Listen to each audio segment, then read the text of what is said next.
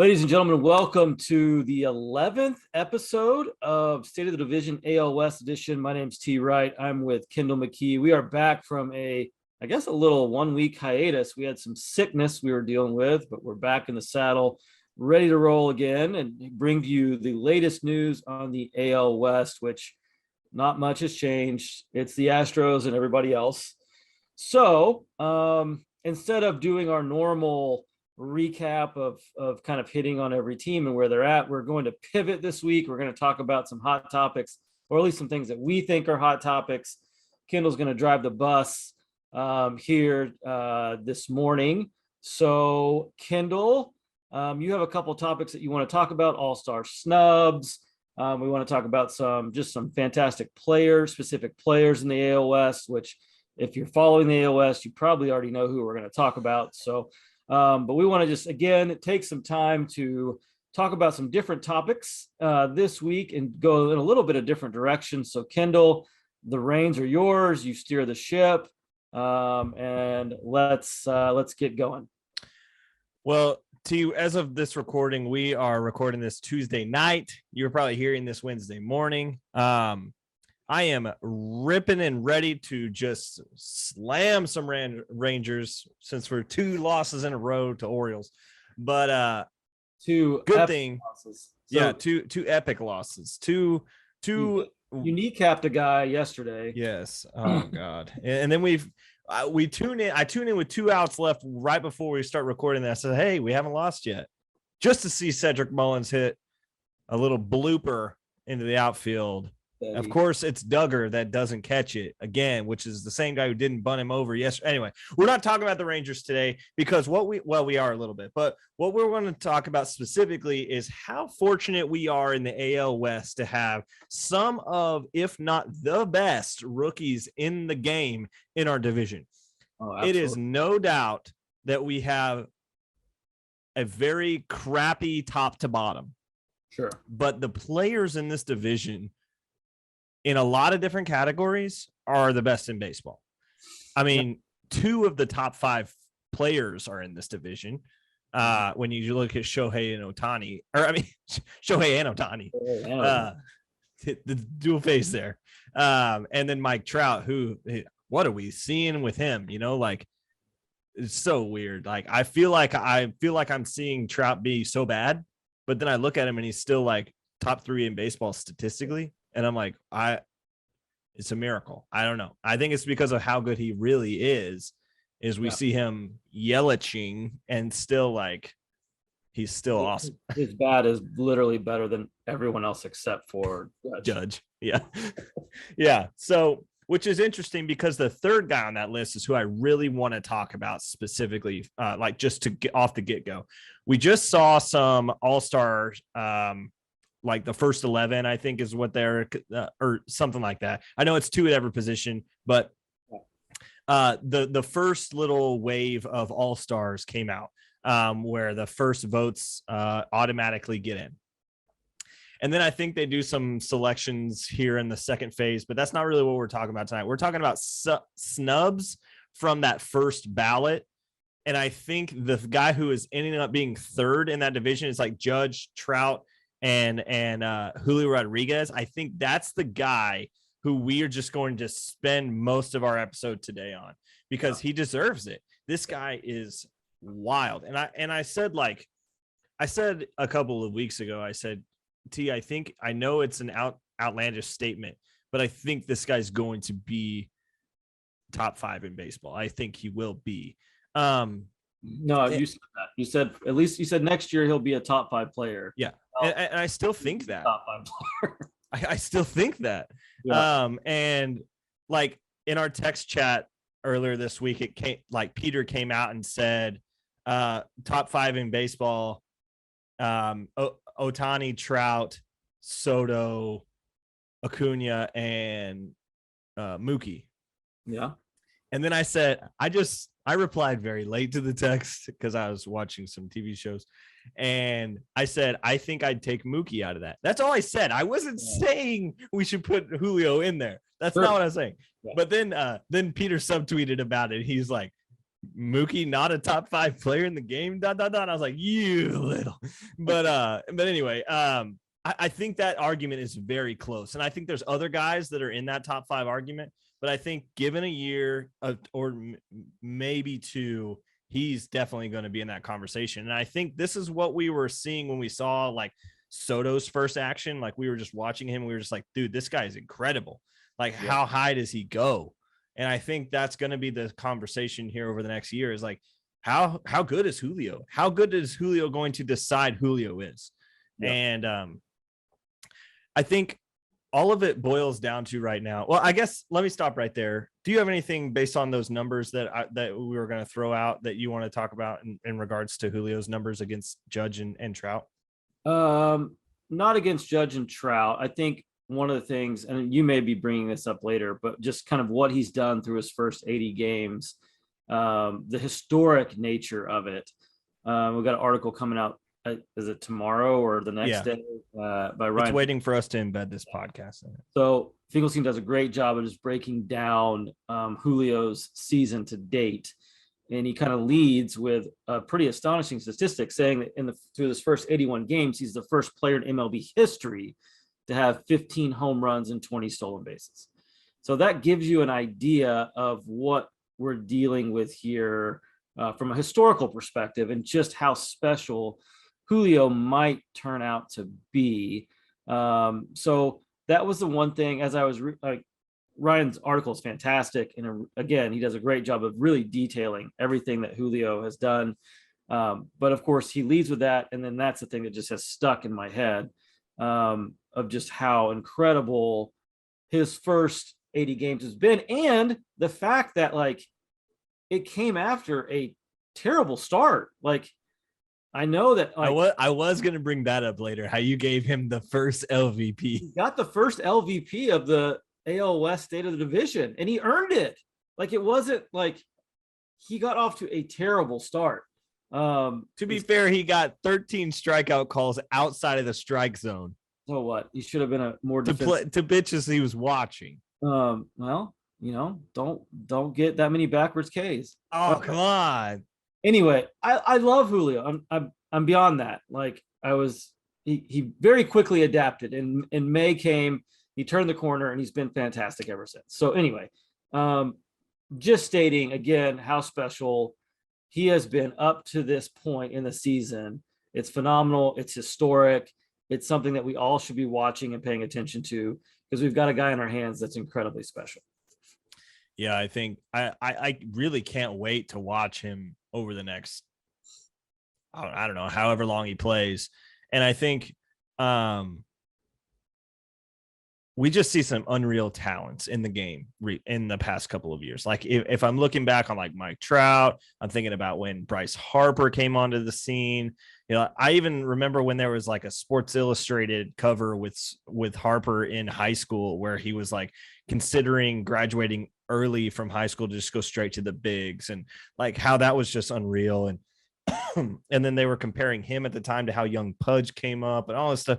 And then I think we've gotten so used to just great players coming out in the last 5-10 years that now it's almost like, you know, are we just throwing hyperlatives around, or are these guys really just always coming up with the next greatest thing? And well, I think one thing that's super important that I think I want to jump into next is what identifies Julio differently than some of the other guys in that top 5 range, or in specifically his all-star voting, which for those of you guys that did not see the list, guys that beat him out in the American League were my least favorite that beat him out is Lourdes Gurriel Jr. Like, what? You know, like, I'm not saying he's not having a great year, but like, you're going to have, that's just bad. I think that's just the way the system works, though. It's like whoever's voting him in, and you can tell that Toronto went to bat for their people. Like, you can tell they went out and voted for all the Toronto dudes. So Gurriel is my one that I'm like, I'm looking on that list. Julio definitely should have been there above him. Hands down. Yeah. Do you have the rest of them right in front of you? Yeah, Gurriel, Judge is an automatic because he was a top vote getter, I think, for the AL. Mm-hmm. Springer, who's had a fantastic year. You can't Okay. really argue with that. Stanton, whose power numbers are great, but his average is pretty poor. Eh. Uh, and then Trout.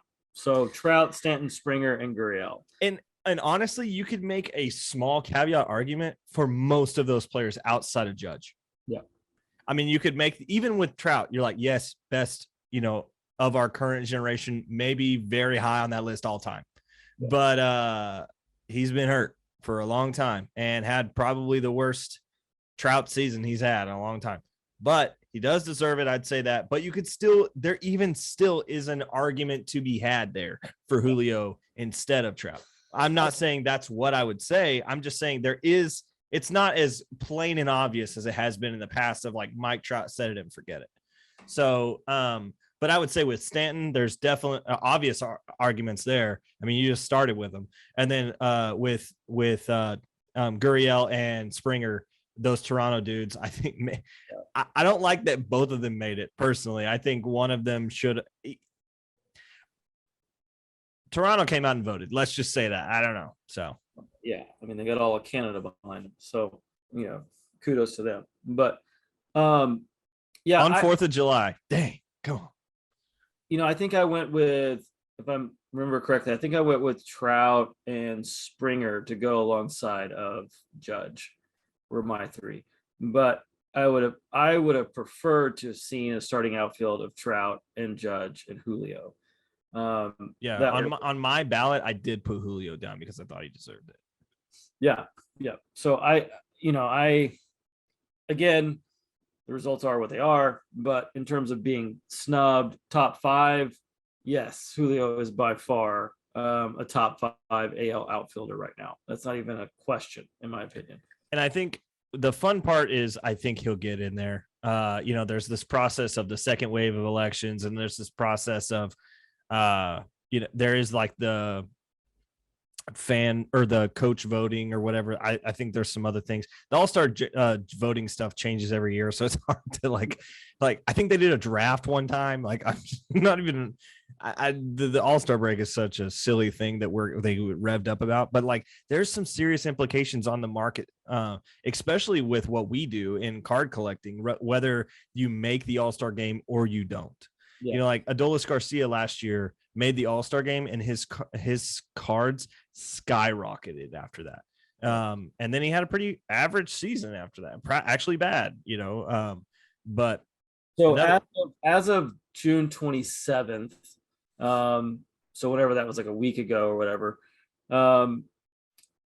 Julio set at 12th in the total ballot, behind guys like Benintendi, Michael Brantley, Gurriel, Taylor Ward, Teoscar Hernandez, Byron Buxton, who probably deserves to be in there in that discussion for sure. Yeah. I'd put Buxton in there above Springer, actually. Kyle Tucker, another guy that probably could have been vying for a starting, one of the starting outfielder positions. But I don't really think that. I love Tucker, but I don't know if he was deserving of being in that running for starting out of the starting five. So I think, and I think we'll get to that in a second, in regards to a couple of other snubs that we thought in this AL West were there, because there's definitely an argument to be made for Tucker. So we'll talk about that in just a second. But I think with Julio being 12th is unreal. Like that means not only did Seattle not show up to vote, which it doesn't make sense why they got a starter in there. Yeah. With I think it was France, right? So so Ty France got in there. Those voters weren't voting for Julio. I mean, because I don't think the rest of baseball shows up to vote for Ty France. I think that's probably Seattle that voted him in, although he's great. I'm just saying, I think Seattle fans are the ones that are supposed to be voting for him there. But I think not only did Seattle not show up in the way that they did for Julio there, but we didn't. I think the rest of baseball had an opportunity to vote in a guy there. And ultimately this guy is outstanding, and I think he's going to be on the All-Star team when it all shakes out. I think he's going to be there and he's going to be in the game. And I think what would be hilarious is like he hits like the game-winning home run or something, and like just like that just is going to be Julio, because since that fight. Since the actual brawl, I mean, like we've seen a lot of baseball brawls, right? And we haven't got an opportunity to talk about this on the AL West podcast. So here's our little 5 seconds. This brawl was a beatdown. It was awesome. I mean, you had everybody in that brawl. You had a guy like you had a castless dude on. You got Thor with a shirt on over his head. You got the manager down there in the scrum. It's out of this world, Ohtani tiptoeing up and acting like he was involved. Yeah, Ohtani getting a hug from his interpreter in the fight. What a moment. Like Trout getting in there, pulling out his ex-teammate. Oh man, it was literally the best. And I think this Mariners, we talked about how this Mariners and Angels series over like past month is really huge. I think now it's going to be even bigger because these teams are both underperforming. Although the past week, the Mariners have played pretty well and have taken it to some teams. Since the fight, the Mariners have gone like this, up, and the Angels have gone down. And if you look at Trout's splits versus Julio's splits, when both of them got thrown at, Trout has been really, really terrible since that happened. And Julio has played very well. And so I think it's fun for me to see this guy show up under pressure and say, hey, things are getting kicked around. Like my body's, pumping a little bit. And he doesn't like swing out of his shoes like you saw the last half of Adolis last year. Like I thought that's what we might see there from Julio, and he's just legit. And I think there wasn't too many weeks ago that I texted the group chat and I said, is it a legit possibility that he steals 50 bags this year? Yeah. And I don't think it is. Like I think that's really shooting it way too high. Yeah. But the fact that that's even an option to potentially think about, that he has even a small percent chance to get to 50, is pretty impressive. It is. It's incredibly impressive. I wonder how his body's going to hold up throughout the entirety of the year. Yeah. He's playing a lot, like I'm not going to speak something like that into existence, but it's a real possibility or whatever. So, I don't think he's going to get to 50 bags. Even I don't either. I'm just asking the whole year. Yeah.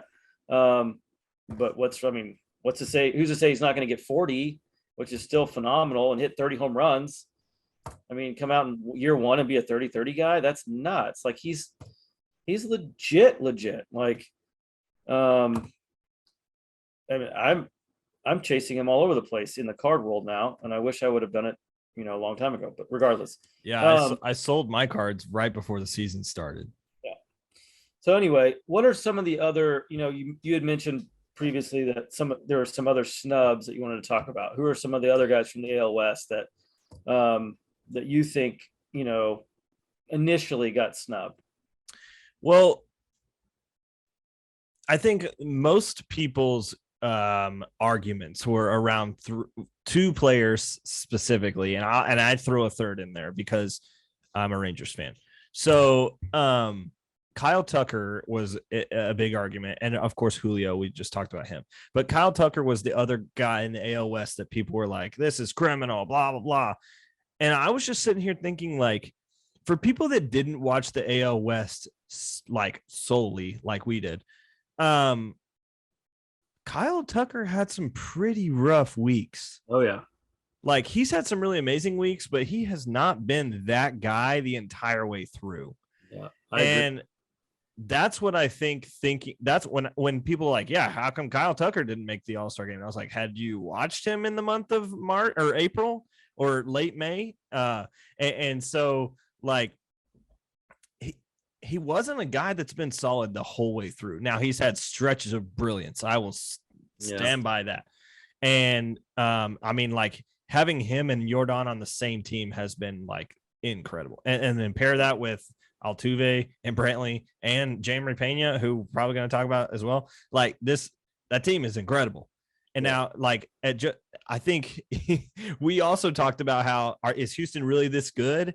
And we wanted to see them play in New York. We got that chance over the last week. And it came out yesterday that Jack McMullen's power rankings for just baseball, he has the Astros at number 2. Wow. So it's pretty clear to consensus to me that the Astros are real. Like they're real, you know, and they're World Series contenders at this point. And it's only going to get better because, you know, they're going to tighten some things up. Yeah. And he's a big reason why. I mean, he's 5th, I think, or 6th in outfielders and home runs. He's probably same place for RBIs, like hitting the ball well. He doesn't strike out a ton. He's got like a 17% K rate, 143 WRC plus. I think he's 5th in WAR for outfielders in the AL. I mean, he's a phenomenal player, and like you said, he has had some pretty rough stretches. But when he is on, like, he is legit top 5, top 8 outfielder in the AL for sure. Just a phenomenal player. Such a beautiful swing too. So I wouldn't like. And he's team no batting gloves. Team no batting gloves. I love that. Got a lot of grit, you know, just that's an intangible. A lot of grit. He's a real lunch pail guy. So with Kyle Tucker being a snub, like, so are we saying we're both in agreement with he probably shouldn't have been? I wouldn't call him a snub. I mean, he's right there. Buxton, I have Buxton above him. And he wasn't on that top 5. Would you have Gurriel before him?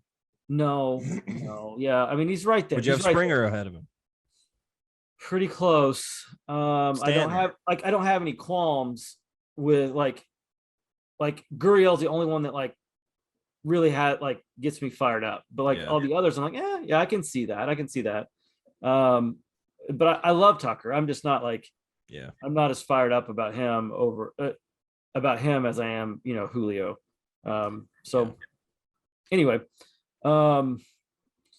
next week we're going to talk a little bit about the AL Rookie of the Year race. But because we didn't really get to Pena today, he'll be a kind of a focal point next week. And we'll do a little bit more of a comparative analysis of Pena's season and Julio's season. Any closing thoughts on Pena before we wrap this up? I still think he's a guy that we are blessed to have in the AL West. Yeah. I would say that I got to wrap up a thought here by saying we didn't talk about Jonah Heim. I think he was a little bit of a snub. Yeah. I would have put him in there above Trevino. He's having the best season he's ever had.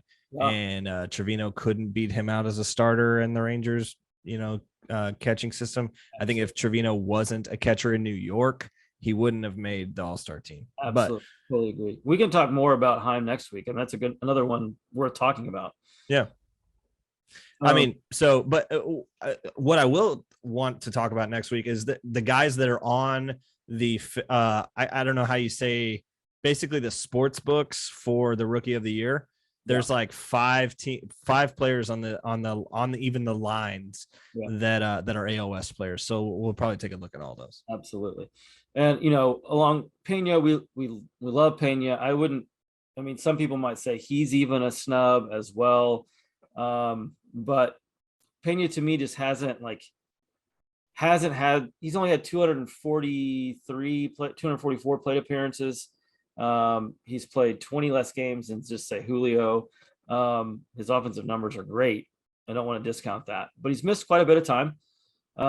So that to me kind of, I guess, forfeits his claim to being a snub. But what we're seeing from Pena is fantastic. What we're seeing from Julio is fantastic. It's really shaping up to be an awesome race to close out the year, and something that will definitely keep our attention over the last half of the season. So with that, we're going to wrap up this episode of State of the Division AL West edition. We'll come back next week. We'll break down the AL Rookie of the Year race. We'll talk about a little bit more All-Star talk, and then a little bit, obviously, other general AL West talk. But I'm T. Wright with my co-host Kendall McKee. We enjoyed it. We will see you next week.